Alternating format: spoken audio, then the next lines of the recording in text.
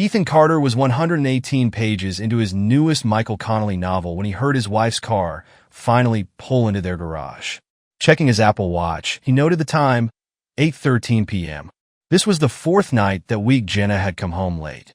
At 34, Ethan wasn't the naive college kid Jenna had fallen in love with, and he wasn't blind to changes in her routine.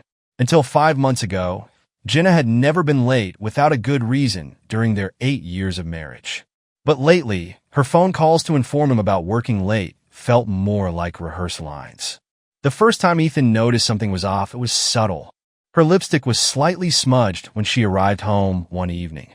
Jenna, with her perfectionist tendencies, never left her appearance unpolished.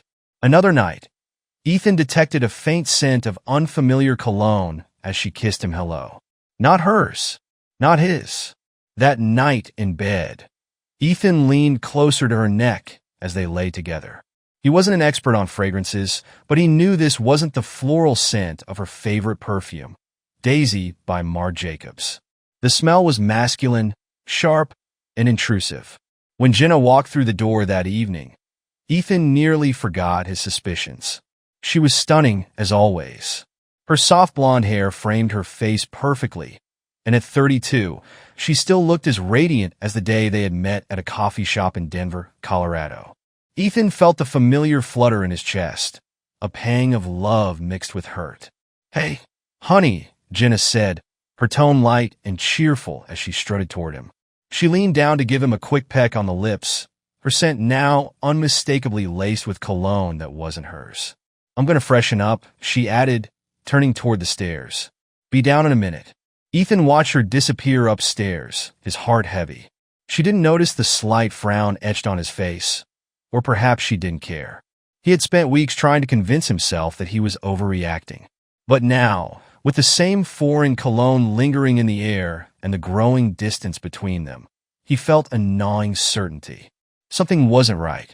Ethan stared at the stairs long after Jenna disappeared from view, the sound of her footsteps echoing faintly. He had spent too many nights ignoring the growing tension in their marriage. Tonight felt different. He wasn't sure if he could let it slide again. In their early days together, they had been inseparable. Meeting as business majors at the University of Colorado, they bonded over late-night study sessions and dreams of building a future together. Ethan admired Jenna's drive and sharp wit, and she adored his quiet strength and unwavering support. After graduation, they moved to the suburbs of Denver, where Jenna quickly climbed the corporate ladder at a major tech firm.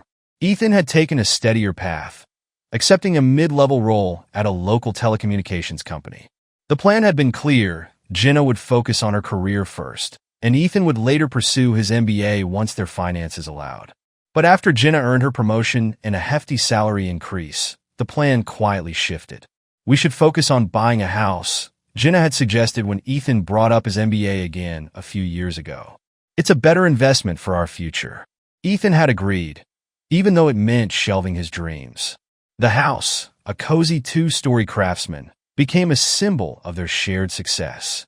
But somewhere along the way, Jenna's ambition grew sharper, while Ethan's sacrifices went unnoticed. The sound of Jenna coming back downstairs snapped Ethan out of his thoughts. She had changed into a pair of leggings and a loose sweater, her makeup subtly refreshed. "Dinner smells great," she said, flashing him a bright smile as she walked into the kitchen. "It's in the oven," Ethan replied, trying to keep his tone neutral. As Jenna plated her food, Ethan studied her. She seemed relaxed, even cheerful, as if the late nights and unspoken tension between them were figments of his imagination. "Long day at work?" he asked casually. "Exhausting," Jenna sighed. "But we're finally making progress on that big project." "Still working with that new guy? What's his name?" "Jonathan, right?" Ethan asked, feigning nonchalance. Jenna froze for a split second, her fork hovering over her plate. "Johan," she corrected quickly. "And not really. He's in another department, so we don't cross paths much." Ethan nodded, his expression unreadable. But the pink flush creeping up Jenna's neck told him everything he needed to know. She was lying. Jenna had met Johan Wegman 6 months ago when he transferred from the company's Amsterdam headquarters. Tall, athletic, and effortlessly charming, The 6 feet 4 inches vice president stood out immediately. His Dutch accent and piercing blue eyes made him a favorite topic of conversation among the women in the office. Jenna was no exception. From their first interaction, she felt an inexplicable pull toward him. Johan carried himself with a confidence that bordered on arrogance, and his flirtatious demeanor left little to the imagination. Within weeks, they were having private lunches together under the guise of work meetings. Jenna convinced herself it was harmless. She loved Ethan after all, but Johan had a way of making her feel seen in a way she hadn't felt in years. The late nights began shortly after. The first time it happened, Johan had suggested they stay late to wrap up a presentation. They finished the work by 6:30, but lingered in the office until nearly 8, sharing stories and laughter. As they parted ways in the parking lot, Johan leaned in closer than necessary, his hand brushing hers.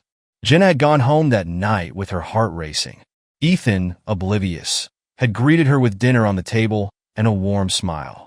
But as the weeks passed, Jenna's guilt gave way to rationalization. She told herself there was no harm in her growing connection with Johan until the first kiss.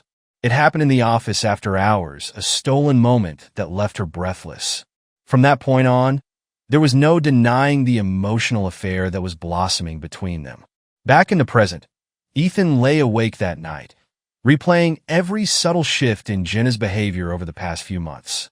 He wasn't ready to confront her yet, but he also couldn't ignore the sinking feeling in his chest.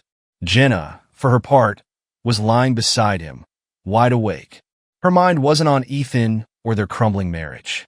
It was on Johan, his touch, his presence, and the thrilling escape he offered from the monotony of her life. But as much as she longed for Johan, a nagging voice in the back of her mind reminded her of the cost. 2 weeks later, the tension in Ethan and Jenna's home had reached a breaking point. Ethan had been quiet, more reserved than usual, watching his wife with a mix of sadness and suspicion. Jenna, meanwhile, was carefully navigating her double life, trying to keep her marriage intact while indulging her growing connection with Johan. It was a Thursday evening when everything came to a head. Jenna had called Ethan from work, saying she'd be late again. "It's just one of those nights," she said breezily over the phone. "Don't wait up for me." Ethan hung up without much of a response, staring at the call log on his phone. She had been late 4 times in the past 2 weeks. The patterns were becoming impossible to ignore. That evening, Ethan decided to stop waiting for answers.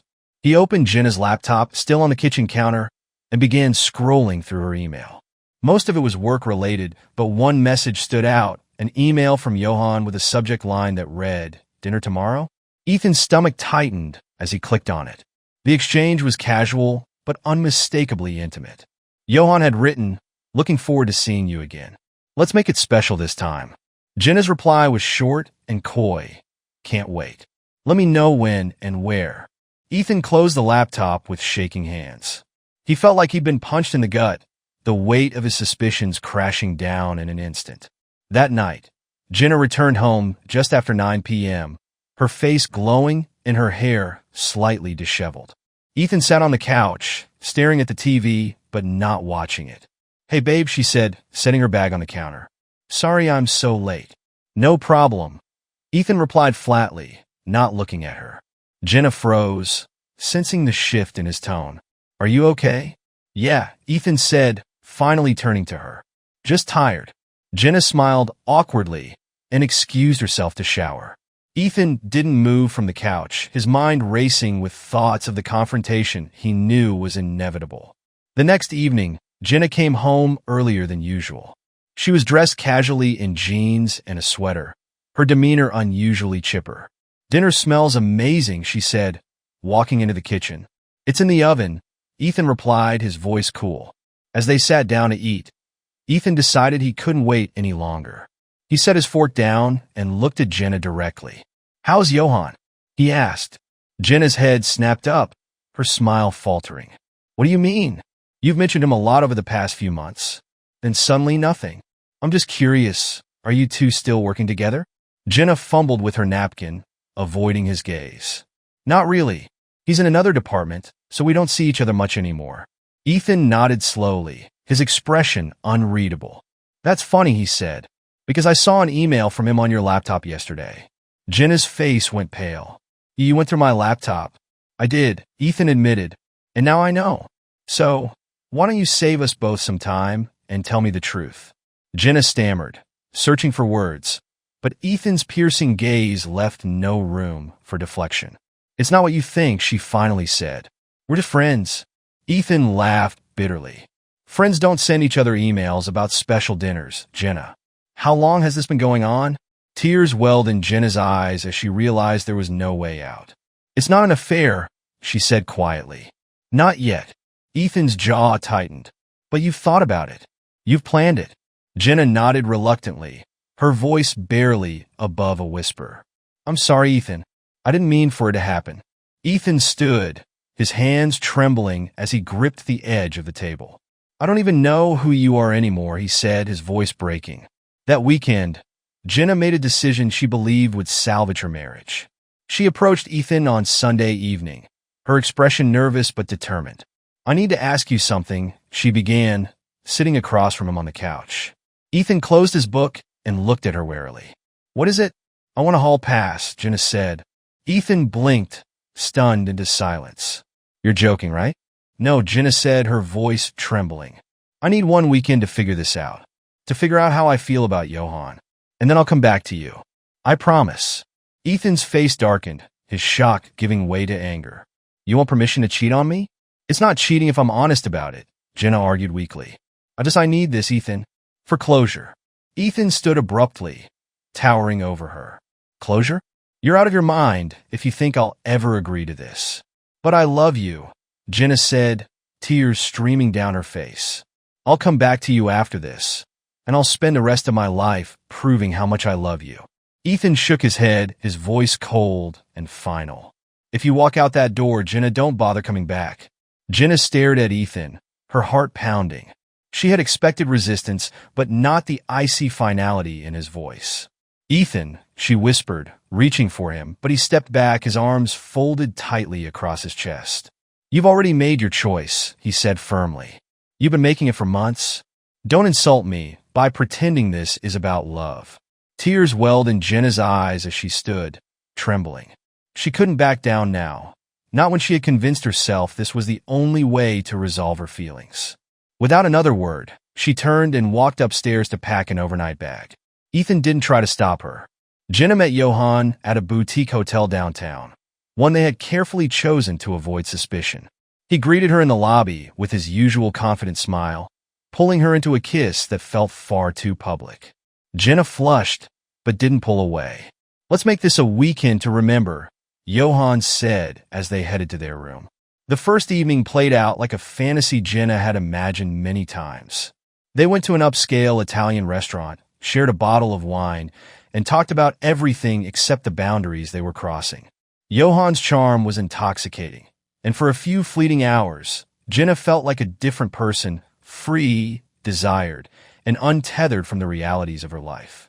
But back in the hotel room, reality began to intrude. As their intimacy unfolded, Jenna couldn't ignore the nagging sense of disappointment.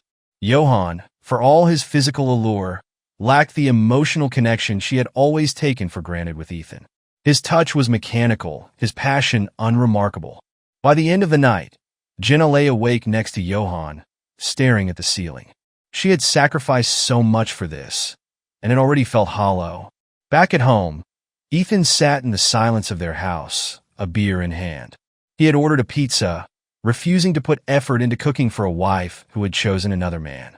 As the hours ticked by, Ethan thought about their life together, the good years, the shared dreams, the plans they had so carefully crafted. He wanted to believe there was still something worth saving, but Jenna's actions had made it clear the trust they once had was gone. Before going to bed, Ethan began packing. He pulled Jenna's clothes from the closet, stuffing them into garbage bags without care. Her jewelry and toiletries went into a box, which he placed next to the bags by the front door. It was a small act of defiance, a way to reclaim his space, but it also felt like the first real step toward moving on. The next day, Jenna and Johan spent their Saturday exploring the city. They visited a modern art museum, shared pastries at a quaint cafe, and strolled along the waterfront. On the surface, it was everything Jenna had hoped for: romance, excitement, and the thrill of something new. But by the time they returned to the hotel, the cracks in her fantasy had grown wider. Johann was charming in public, but self-centered behind closed doors. His affection felt transactional, his interest fleeting. That night, as Johann kissed her, Jenna found herself comparing him to Ethan, the way Ethan's touch had always been tender, the way he had made her feel loved without trying. Johann, by contrast, seemed like a poor imitation of the real thing. She hated herself for what she had done and for realizing, far too late, that she had made a terrible mistake. On Sunday, Jenna returned home to a cold, empty house. "Ethan?" she called out as she walked in, her voice tentative. She found him in the family room, sitting in his recliner, the TV on but muted. He glanced at her briefly before returning his attention to the screen. "Hi," she said, forcing a smile. Ethan didn't respond. Jenna's eyes darted to the bags and boxes by the door, her stomach sinking. She opened one, her heart breaking as she recognized her clothes shoved carelessly inside. "What the hell is this?" she demanded, turning to Ethan. "It's your stuff," he said evenly. "Figured I'd make it easier for you to move out." Jenna's chest tightened. "Move out?" "Ethan, no. It was one weekend. We can fix this." Ethan stood, his face calm but cold. "No, Jenna. You broke it. I warned you there would be consequences, and now you're facing them." Tears spilled down Jenna's cheeks as she stepped closer. "I made a mistake. I know that now. Please, Ethan, don't throw away 8 years over this."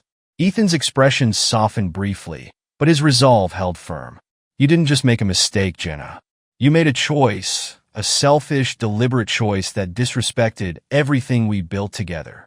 I can't trust you anymore, and without trust, there's no marriage." Jenna spent the next week pleading with Ethan, trying every tactic she could think of to win him back. But his mind was made up. By the end of the month, he had filed for divorce. Ethan's pain was raw and unrelenting, but as the weeks turned into months, he began to find solace in the quiet freedom of starting over.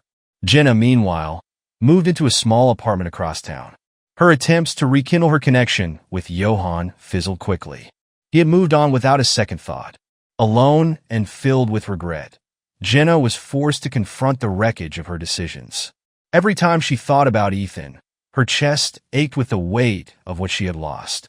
Months passed, and life began to settle into a new rhythm for both Ethan and Jenna.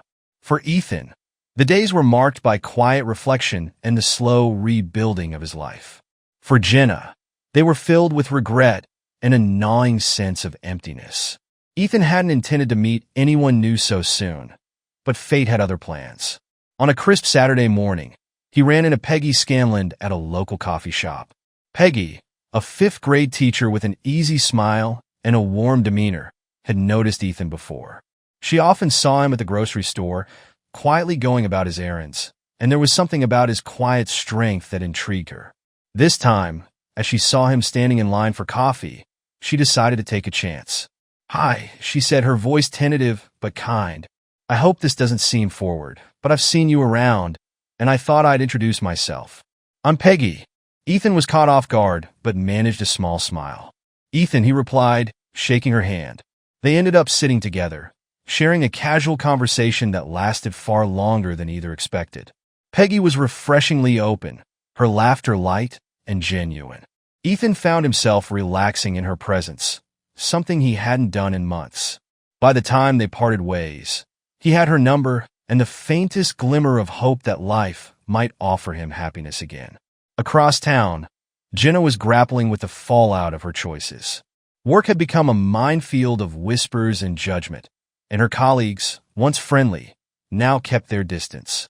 Johann's departure to the Netherlands had left her even more isolated. She hated admitting it, but her fleeting romance with him had been little more than a mirage.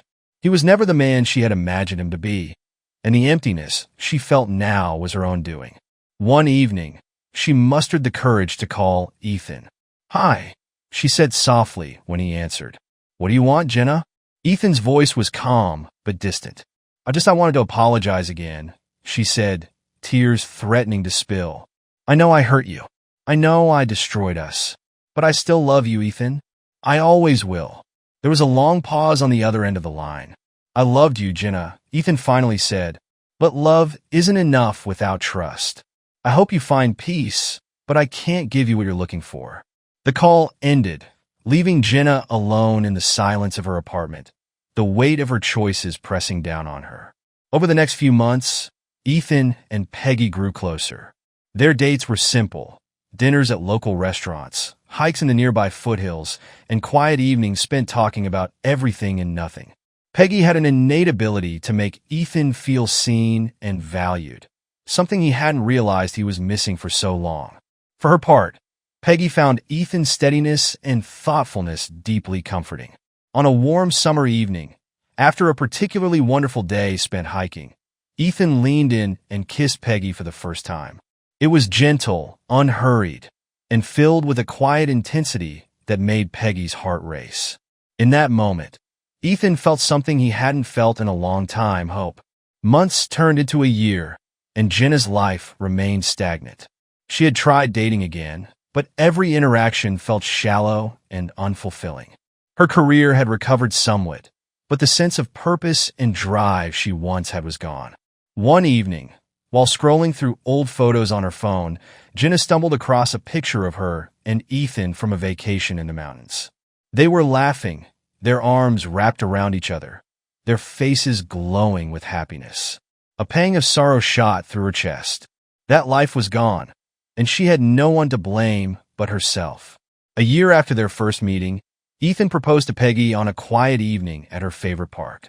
She said yes, tears streaming down her face as she hugged him tightly. They married in a small, intimate ceremony, surrounded by close friends and family. Ethan's parents, who had watched him struggle through his divorce, were overjoyed to see him so happy again. 2 years later, they welcomed their first child, a boy named Caleb. A daughter, Lily, followed 2 years after that. Their home was filled with laughter, love, and the kind of trust Ethan thought he might never find again. By the time Jenna turned 50, she had remarried and divorced again, her second husband proving to be unfaithful. The irony wasn't lost on her. She often thought about Ethan, wondering where he was and how his life had turned out. She hoped he had found happiness, even if it wasn't with her. On quiet nights, she allowed herself to imagine the life they might have had, the children they might have raised, the milestones they might have celebrated together. But those dreams were now just that, dreams. On a sunny afternoon, Ethan and Peggy sat in the audience of their daughter Lily's high school graduation. As Lily crossed the stage to accept her diploma, Peggy squeezed Ethan's hand, her eyes brimming with tears. Ethan smiled at her, his heart full. He had been through heartbreak and loss, but life had given him a second chance, a chance he would never take for granted. Not bad, he whispered to Peggy, leaning in to kiss her cheek. Not bad at all, she replied with a smile, their love shining as brightly as the future that lay ahead.